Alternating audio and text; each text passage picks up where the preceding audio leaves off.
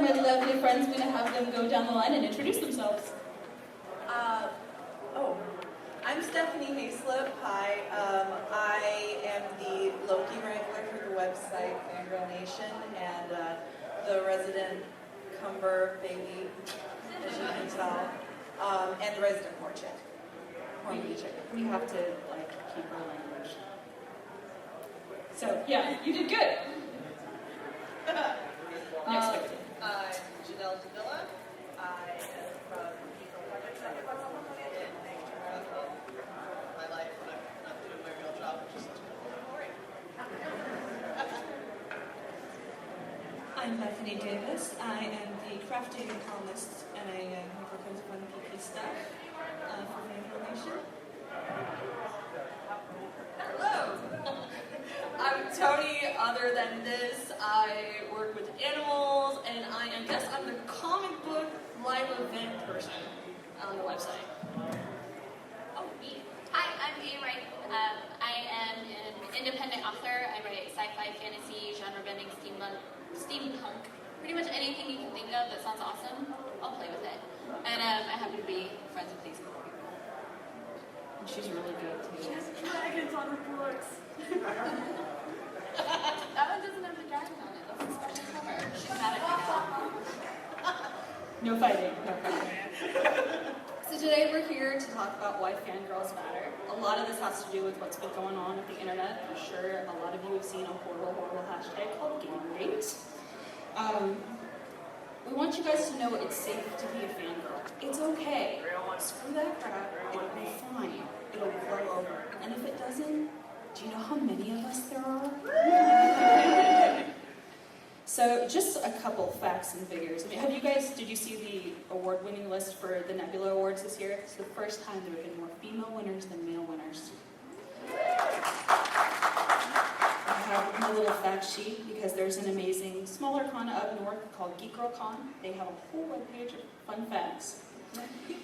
Nearly 45% of all video game players are women. I actually talked to a guy from SGN, which is the Social Gaming Network. He said 60% of players for their new games are women.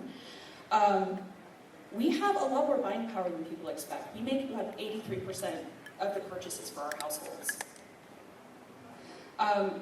We've got 46% of the people who buy the video games. This includes moms. We also have more female writers in comics than ever. Kelly Sue DeConnick, Gail Simone, Nancy Collins. Vampires. For the first time, Vampirella, I'm not afraid to read it. I'm so excited. It's like, wait, no, you're still sexy and you're smart? Yes, finally. Okay, so what I'm going to do today is I'm going to ask these lovely ladies some questions. We're going to do some trivia real quick. We're going to go to the questions. Then at the very end, we're going to take your questions. So if there's anything that's like burning in your minds about anything that's going on in the geek world right now, let us know. We're going to start with some trivia, and I got a lot of stuff to give away. Does anybody over here want to start? I can start. So since I am the horror movie chick, my trivia question is, let's do this. So this is an actual voodoo ritual bag from New Orleans. It brings love and passion. So if anyone out there is single, you need this. And my question would be, what pair of twin sisters directed the horror movie American Mary? This lovely lady. I just watched it like 3 months ago. And they're in it. Yeah. It's on the tip of my tongue.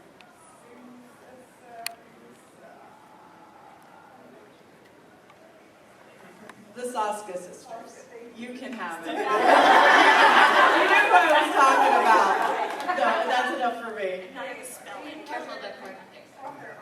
Yeah, they want to swap their arms, yeah. In the show, in the movie, it's about body modification and body modification on the black market, basically. And this pair of twins, who are also the directors, are really creepy, and they're known for being really creepy. And they go to American Mary and say that they want to switch arms with their twin, so they're part of each other on a very high level. It's weird. It's super weird. So now another less frightening question. You gonna go? I get all the mics. Okay, so this is kind of some classic 80s movies, early 90s. Name the 3 terrors of the fire swamp from The Princess Bride. That's what I did. I was like, oh, that's a great question. I didn't watch The Princess Bride. I think you were first. Lightning sand, the rodents of unusual size, and I forgot what they call the fire jets, but yeah, Fire spurts, that's close enough. Yeah. You win How to Survive a Sharknado.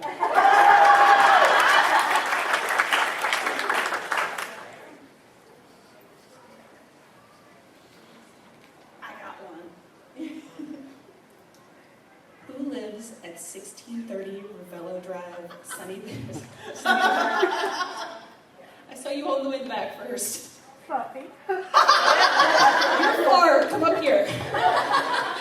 You win Firefly money. It's really pretty. I almost took it. Yeah, we were trying to. Like 4 of us. We're like, oh, just. No, this is one sheet. Yes! Really? Yes. This That's is what awesome. happens. You're watching. She's calling emergency for her mom. She gives them the actual address, and then it's in a town that doesn't exist. I fast forwarded that episode. That was really Anything else? Are you looking at me? I am looking at you. Everyone's looking at me, so that means me. So I'm going to do a book-ish one. It's a bookish. Okay, does everyone remember Rue in the Hunger Games? This is a 2-parter. What district is she from, and what is the industry of that district? And you're going to get one of them. Agriculture in District 11. Bravo! You should have started like, we were like, what was it? Was it 12? Just, I don't even know what it was. I was like, which prize are we? Yes, book, okay! What booth are you at with all your books today? Oh, I'm at Artist Alley 1331. I have candy. And dragons. Sorry. All right, so we're going to do a little bit more trivia before we get to questions later on, but we're going to go into questions now. So my question is for you ladies. What are your fandoms and what got you started as a fan? How much time we got? Well, not that much time, Toni. Well, since I started. Let's see. My fandoms are Book World, most definitely. My biggest poison was Babysitter's Club. And then Doctor Who, which is where I met my book over there. And He's comic going by the books, way. video games, Magic the Gathering, board games, cats, dragons. Cats are fandom. They're a total fandom. I'm done. Fangirl into the day. I have no shame. That's fine. I love you. Love you, ma'am. Me? Miss Wrighton. Me. Okay. Obviously books. Duh. I write books. I'm a huge video game nerd. I was a WoW head for like forever. And I love Dragon Age, and I love Mass Effect, and Assassin's Creed. So it's either books or video games. I love comics too, but I'm like, I'm playing video games, I'm writing a book. So that's pretty much it. I don't cook well because I read comic books while I'm cooking. That's still a life skill. There you go. I kind of just grew up in a geek household. Like my dad ran around the house shouting inconceivable, and he read me Tolkien for bedtime stories. So fantasy was definitely my first, and it's just kind of snowballed into Dungeons and Dragons and comics and video games. And I was an endgame WoW raider during Burning Crusade, and yeah, it's anime, yeah, just everything now, pretty much. Miss Jonelle. A whole lot of sci-fi fantasy. Like I said, yeah, there was never a time, like, I didn't know Star Wars and Star Trek and all that good stuff. Because people, it's funny, people talk about, well, I don't know if my child's old enough for Star Wars. I'm like, pretty sure there's not an old too young, because it's been my whole life. So yeah, just kind of always in everything. It's like mostly sci-fi, fantasy, TV, books, movies, things like that. I grew up in a geek household too. Probably started with Star Trek, Next Gen and then moved into the original series after that. I was able to put on Bjorn noses when I was 9. And after that, mainly paranormal and horror movie stuff, horror-centric things. I am a Whedonverse freak in a big, big way. And Dresden Files, Doctor Who, and just a dozen different things. Like Marvel, DC, Dark Horse, IDW, yeah. I feel like I'm the woo girl for like Fangirls. That's okay. That's encouraged. Keep doing it. So this is kind of a sad question, but I'm going to ask, have you guys ever been attacked in the fan community? I know I have. I have. I mean, sexual harassment is something that I don't think any of us really need to get into because it's kind of a soapbox thing that'll go on for hours. But I tend to get snubbed a lot, especially in the horror movie community. Oh, she's a girl, she doesn't know, and I'm kind of going, oh, I do. I'm sorry. I watch Hellraiser to relax. And Devil's Reject is in my top 3 movies. Audition is one of my favorites, and The Eyes Without a Face is one of my favorites. That's a French horror movie from 1960, whatever. And people just kind of go, oh, you like horror movies, that's nice, and just move on. And I'm kind of going, okay. I'm not going to push. I just love horror and they're all female. I have no, I'm a very big person of like, I'm not gonna mess with that because it starts a lot of animosity, and that's just not my deal. And I mean, the second you acknowledge it, you give them power. Exactly. So if you acknowledge that they're being dismissive of you, you just give them a point. So don't do it. I do the same thing. It's, oh, you write books, you're a girl, you write fantasy? Oh, okay, that's cool.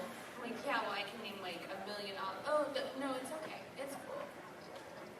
That's my answer. Or I could do what I do, is like overpowering them with my crazy energy. Because like, usually like, the most thing I'll ever get is like I'll get snubbed. So the worst case I got was at a board game group, and I wanted to play, I forget what it was. Oh, Pandemic. I wanted to play Pandemic. And this guy was like, okay, sure, you can borrow my game. I barely walked by, and goes, you know what, never mind. And I was like, oh, okay. Well, I want to screw something else anyway, so I'm going to do something else. And I was like, Wah! And then, so I'm usually pretty loud and like exuberant, so usually either comic book store or like gaming, they'll like go, okay, yeah, sure. And then they'll like, oh, you're really into this. There is no question about it. And then they're like, okay, you're kind of cool now. So that just isn't, I'm kind of overpowering that way. It's kind of hard to warn me. I think Twilight is one of the worst things that happened to fangirls. Thank you.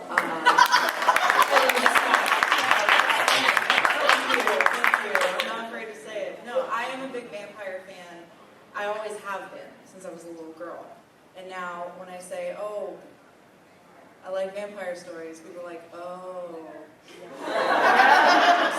Stupid vampires. You like sexy vampires who sparkle. No. I would throw Edward in the fire if I could. It used to be for like vampires, like in the 90s, they're like, oh, so you're a Buffy fan. Or you're an Anne Rice. Oh, yeah. For me, it was always, oh, Anne Rice. Yeah. And I'm like, no, Ashley Stoker in the fun you, but okay. Yeah. But Anne Rice is cool too, so now we'll tell everybody.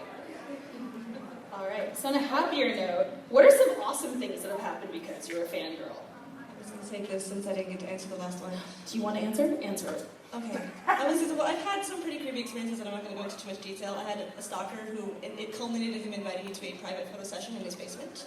So we're not going to go much into that. One of the more irksome things that I always kind of still gets me good is I was buying comics and I was buying them with other females. But something about me, when I walked up to the cashier, I was buying my Thor, which I'm dressed as Enchantress, so yeah, Thor. And the guy said to me, oh, I'm sorry, do you like Chris Hemsworth or do you like Thor?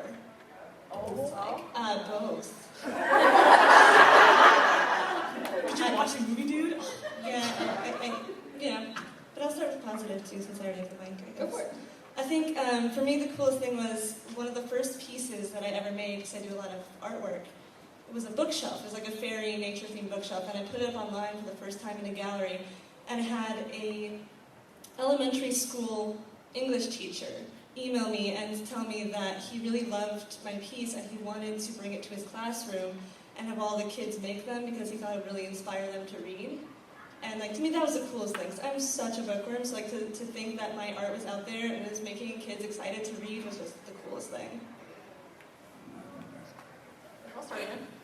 So it's kind of like a weird thing, but the biggest happiness fangirl moment for me was actually working for not only this website, but also for another website I contribute for, Smart Girls Love Sci-Fi, and that's a science fiction romance website. So two different instances just kind of reaffirmed that I am so dang happy to what I'm doing right now. One was I wrote a review about a book by Mary Robinette Cowell, and she's a really amazing science fiction author, and she actually commented on my blog, and I literally lost my everything in like an hour, and I was incoherent. I was so freaking happy that the author reached out and said, wow, it's pretty awesome, but by the way, that was the second book, no wonder it didn't make any sense to me. And the second one was actually for this website, I was writing a review about Sally the Wasteland, and I enjoy this comic so freaking much.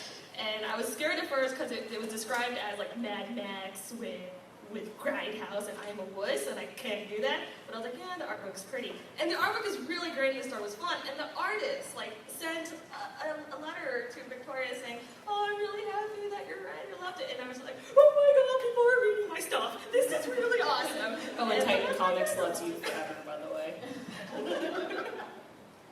That's funny. I think honestly what I really love is just the community, because I was a loner in school. You know, I had my one friend and we bonded over Babylon 5, you know? And, you know, I wasn't, you know, I didn't realize that there were more of us, you know? And then, like, I had sort of, like, drifted away from the fangirl stuff in my early 20s, and then I met my boyfriend, and he's like, we have to start going to conventions again. I'm like, I went to conventions, I was doing Star Trek conventions at 14. It's like, no, they're different now, hon. You gotta come. And I'm like, you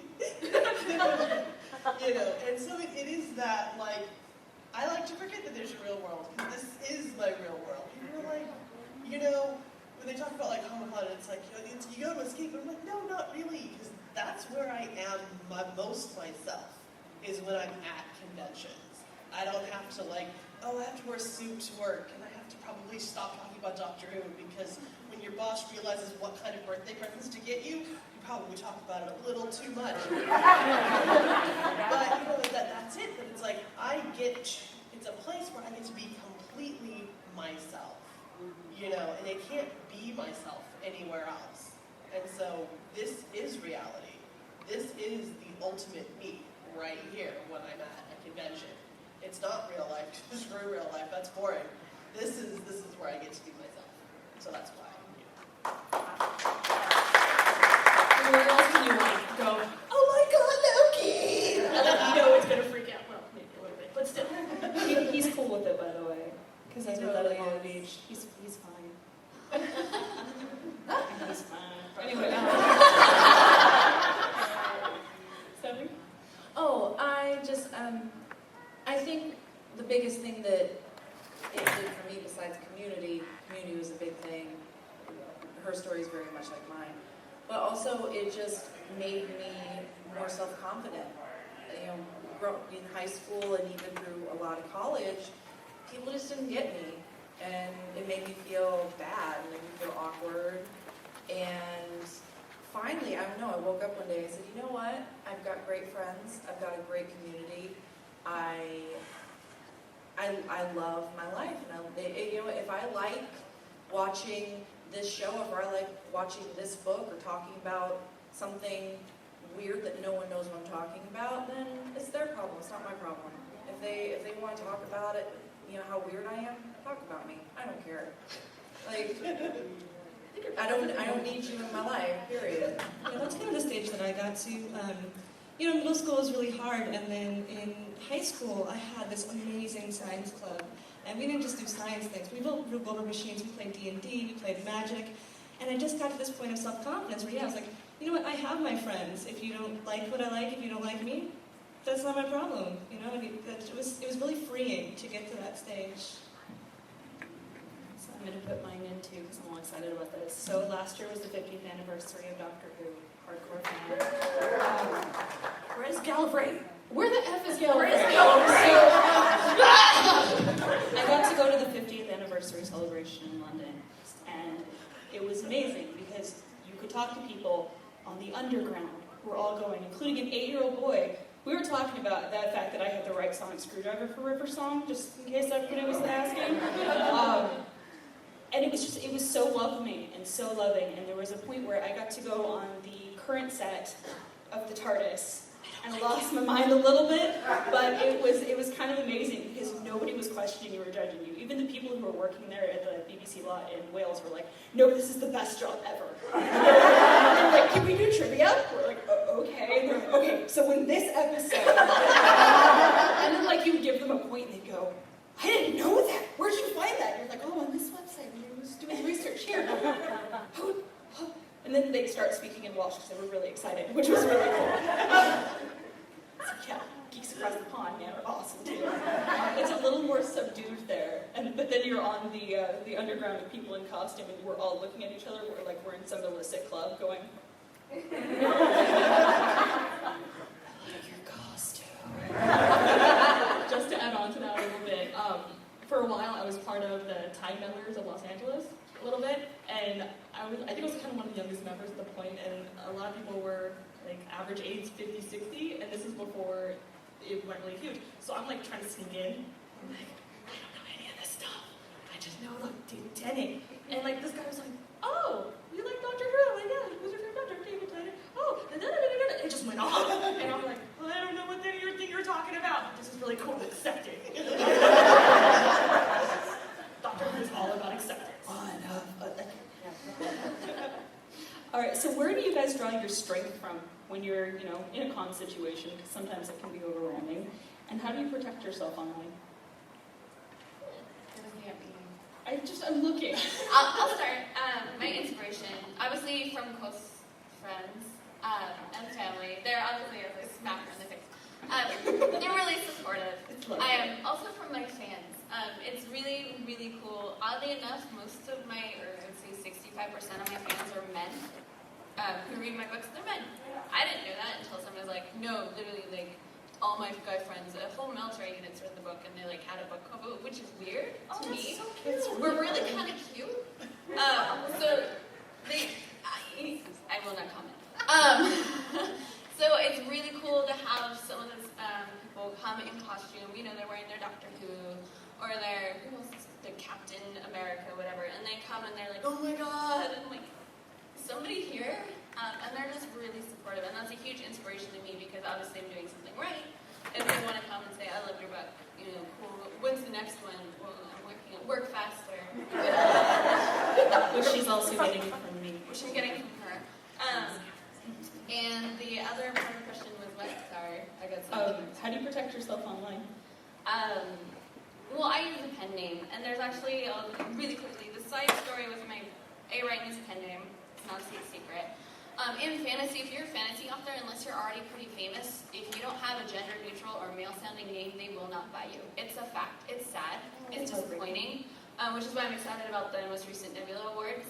When I was thinking about using my real name, which is very feminine, it's Rebecca, I got told don't do it by about 3 professionally published lit agents. They're like, don't do it, don't do it, don't do it.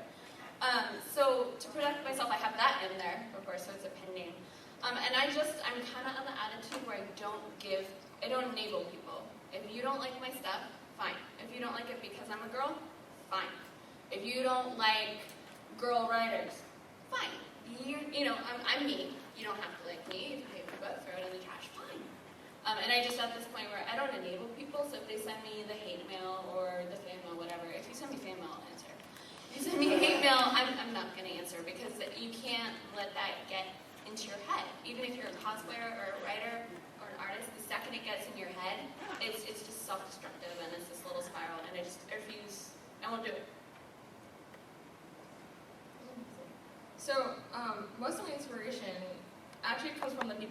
I'm surrounded with. So everybody I know has been connected to me through anything geeky. Like I run 3 book clubs, and some of my book club members are actually here. Or I'm part of the cosplay groups, or Doctor Who club, or anything. And like they all understand me, and especially when like I lost my job a few months ago, like everybody I know was completely supportive. Like every time I was like, I'm feeling really down right now, there's a Doctor Who meme right there waiting for me on my Facebook. Like, or hey, let's go watch a movie. It has Daniel Radcliffe. It was horns, and it was actually really cool. And, so I draw my inspiration from that. I especially draw my inspiration from my boyfriend because he's been really, really encouraging everything weird about me. That is his fault. So there is no boundary to my energy. I'll be like, oh hey, I have this idea for a book. He goes, that's great. Write it down. I haven't wrote anything down because I'm scared. But he's always encouraging me, and that's awesome. As for a negative online thing, I don't have quite a strong online thing other than like Warcraft or Facebook, but it's more like in-person negativity. It comes from people from my high school or from ex-coworkers. And Please silence your friends. My father-in-law, it had to be my father-in-law. No one else ever calls me during conventions at all because they know I don't pick up my phone. He's my father-in-law. He calls me 3 times a day. How's the booth going? Shh, we're still talking. During the first panel, sit on guilty. so a lot of things were like, oh, wow, you're like 30 and you're still into this? I'm like, yeah, it's super awesome. I'm so happy. What are you doing? Oh, you're drunk. That's bad. I love how you're judging me. Oh. That's how I do. I just get really happy, and it's kind of hard for people to continue being negative towards me because I'm like, there's this like really cool episode and there's like a robot and like, oh my god, and like, ugh. They're like, It's really hard to be sad or upset when somebody says something negative to you around this girl. Just FYI. and if you continue, then I'm sorry, you need to go to a doctor. My mom just tells me, I love you. I don't understand anything you just wrote about, but I still love you. My boss just shouts across the office point, "You're so weird." Yeah, I don't know. I kind of refer to my friends group and myself as a swirling vortex of geek. We kind of just drag each other in to whatever. Someone discovers something new, and the next thing we're all doing it, which is really fun. We don't really have. We'll have like our fun debates about things, but there's never the competition of I'm geekier than you because I know these 6 facts, and it's never really a competition. So we're all just very supportive of each other, and that helps a lot. Like sometimes I forget that there's non-geeks in the world. Because I'm always at conventions or with my friends, and I'm like, oh, you're a normal person. Hi. Like, talk to them about it. Yeah, so sometimes I kind of just forget. I don't really have negativity online problems. At cons, I kind of always suggest, make sure you're with people that you can trust and that you know are going to be there to back you up, and keep your cell phone charged. It's simple, but like, okay, yeah, that one last selfie, great, but now you're like in a dark alley with no phone coverage and you're in a horror movie, so, just stuff like that.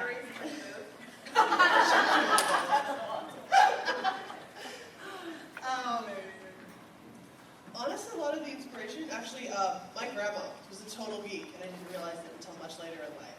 Because all that stuff was normal. Like I said, there was no, so when we were going through my grandma's stuff and she passed away, we're like, oh, look, and here's your Tolkien shelf. Because of course, my grandma had a Tolkien shelf, and, she used to sit down and she used to read us, comic strips from the newspaper. We wanted to be read to, so, is what she was going to read to us. And so it's funny because now we like geek girls or they, which is irritating sometimes, but we can all band together, that's cool, but grandma was a freak. I mean, who would have thought, and so my grandma was really amazing. And also one of the shows I did years ago, there was this, we had an artist that was working with us, and he had all of this artwork. So this artwork of Leonard Nimoy. And this little old lady walked up to the booth, and she's like, oh, and we're like, oh, what? She's like, Leonard Nimoy, he makes my heart a little matter. I'm like, here, take it. And it was that, I'm like, I wanted the 80 Lucky running convention going, David Tennant. I think we're going to do that, right? And it was it wasn't normal for girls to do that. My grandma was a kid, it wasn't normal for girls to do that. And so, you know, in a world where it's so much more normal to just totally be myself, it's, you know, it's so, you know, you can go, you know what, my grandma could be crazy in the 50s, and why the heck do I have to not be myself right now? And negativity, I sell t-shirts online, so no one cares. If you don't like my shirts, you don't buy them. And, She makes a t-shirt about it. And as far as the website that I run, the Geek Girl Project, I let my sister run it. It was my idea, but I let her run it, so she has to deal with all that. I don't. I have pretty much the same answer. You know, my friends, I have a lot of friends here today. And so, yeah, very much, I forget that there are non-nerdy people in this world, because everyone I talk to, if they aren't necessarily nerdy, I pull what's nerdy out of them. Like, I'm in a show right now. It goes along with my presence online. I'm an actress, mostly on stage and musical theater, and I'm doing a show right now called Bronies the Musical.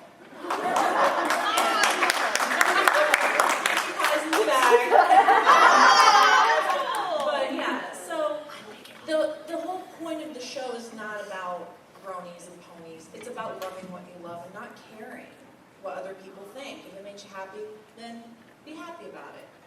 And we cover everything from comic books to fantasy football leagues in this show. And everyone is nerdy about something.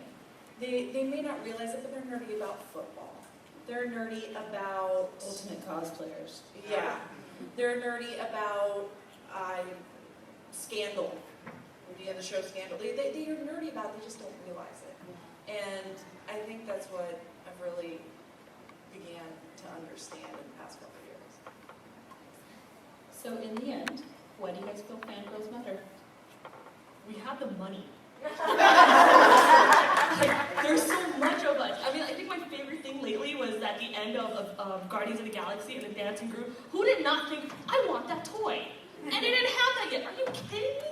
We all want it, and now there's a freaking toy. Like, we have the buying power of everything. We're influencing everything at this point. Hell yes! I want some of this stuff. Like, awesome. I'm gonna be broke again. But still, like, we have the money, we have the buying power. That's what all the companies and the marketing, all that whatever stuff, that's what they're looking at. Heck yeah, be vocal, because I want more Dr. Who stuff. Can we just get DC to stop putting out the Batman's wife shirts? Yeah. That would be cool. I love you, DC. But it's kind of cool. Like, I know people who actually work for like DC and Marvel and stuff, and they're being vocal about this. They're actually going over to these girls, ladies, I'm sorry, and like going, okay, what do you guys think? And I'm like, yes, more, go, keep going. So it's awesome. We have money, keep buying stuff. Why female fans matter? I have a 6-year-old daughter, so when I think in terms of, she's walking around cosplaying as Elsa right now. She poses. I didn't teach her that. She literally, you go up, can I take a picture? I'm like, who are you? So, you'll see her. So female fans matter to me because we're influencing the next generation. There's always been geek girls, okay? Oh, your grandma? And everyone's geek girls. We've always existed. It's just now we're getting noticed and talked about. And so it matters for the little girls out there cosplaying as Elsa or Maleficent or whatever they are, because they're going to be raised where it's not, oh, you're a girl and you're cosplaying, you like comics. By the way, my daughter knows more about Captain America than I do, which is scary. And she's okay with it. She doesn't understand that it's weird for some people when they get attacked or they get harassed or whatever. She doesn't get it. And that's why it matters. We matter because we make the path for the next female fans. And she's just having a ball, and I'm so excited about that because when I was little, I could dress up like that without getting teased and wanting to go cry. I mean, okay, maybe I'm emotional. Maybe I was a little sensitive. But I mean, she's 6, and she's just walking around having the time of her life. So for me, that's why female fans matter. That actually reminds me, I forgot what panel it was, what it was for, but it was like this little girl went up to them and goes, is it hard to be a male in a female world? And I was like, they don't know what we know, and that's awesome.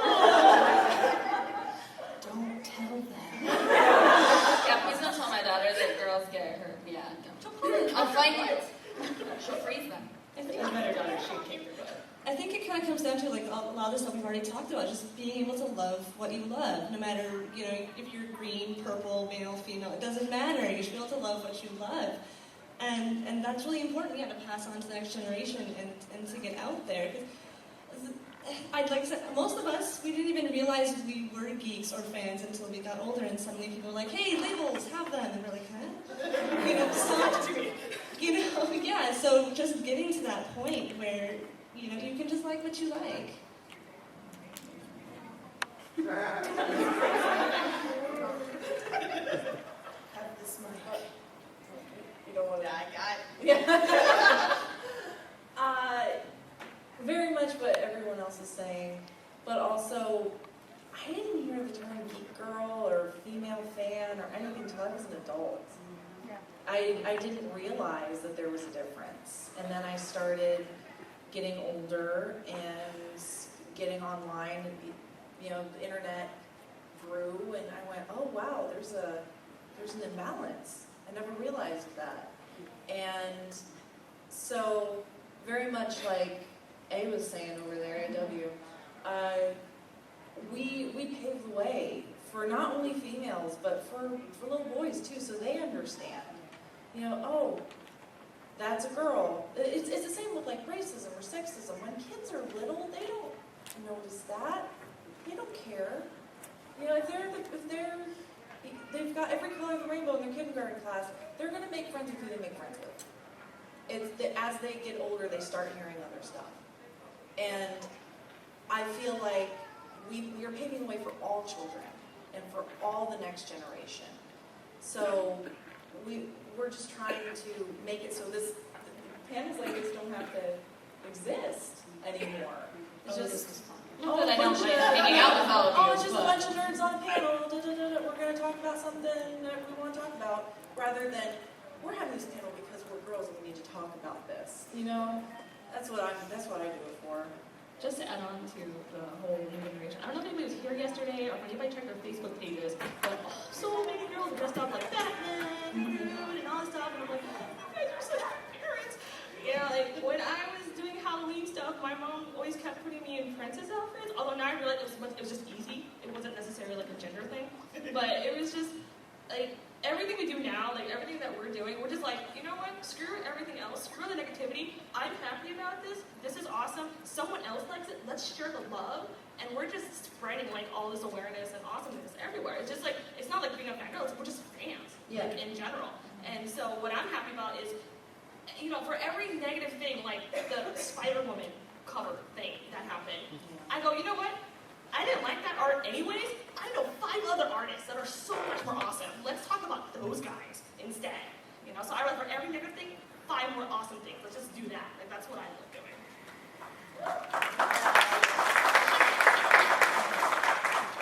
All right, and with that, we're gonna do a little bit more trivia, and then we're gonna take your questions.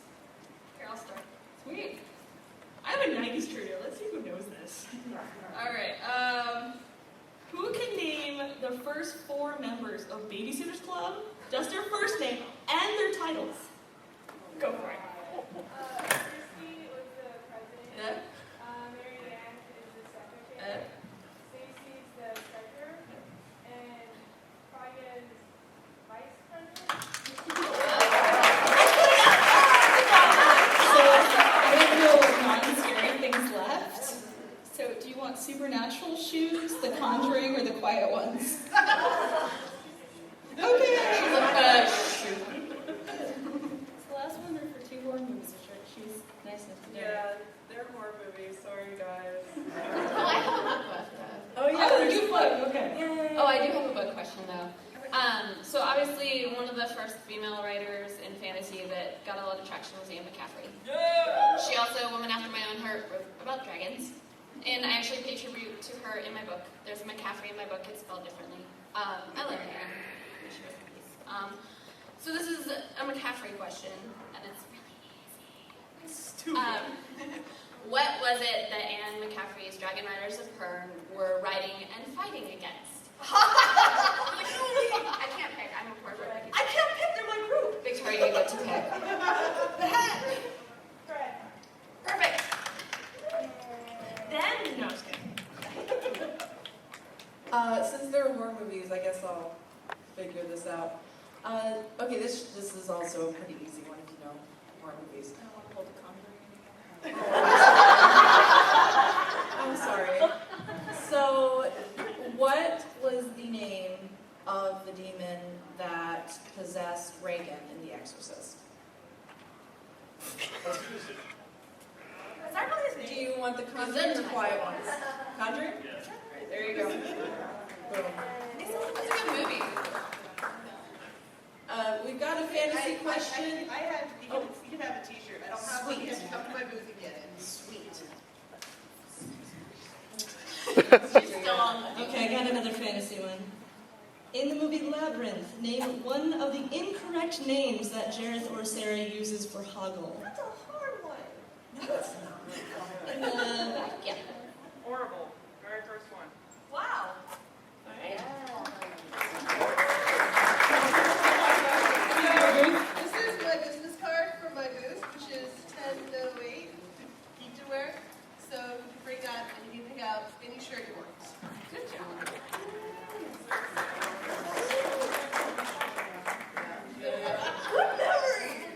So how many of you guys go to the Labyrinth Masquerade every year? It is this really awesome festival thing that they do every year. It's amazing. usually- Don't wear heels. Don't wear heels. It's usually a Friday and Saturday night at some location in Los Angeles. If you look up Labyrinth of Jareth online, everybody comes in costume. Yes. It is a blast. If you're into booze, there's a ton of it. There's like at least 7 favorite movies around. It's a full performance too. They So have- they have singers and yeah. dancers and like Cirque du Soleil. They have people dressed as goblins running around harassing you. It's Last year there was a steampunk tea room. Oh, it was really cool. yeah. If you get really into it and you have a little extra cash, I think they're on to like full-on dinners now. You can buy like a dinner package. They had a high tea last year. So it exists. All right, do you guys want one more question for the quiet ones, or do you want to move on to your questions? Does someone want the quiet ones? I'll give it away. All right, if you have questions, there's a microphone.